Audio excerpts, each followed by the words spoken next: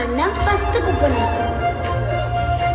அப்புறம் மாமா உங்களுக்கு டெய்லியும் கதை சொல்லி தூங்க வைக்கிறேன். உங்களுக்கு என்ன வேணாலும் இந்த மாமா கிட்ட கேளுங்க.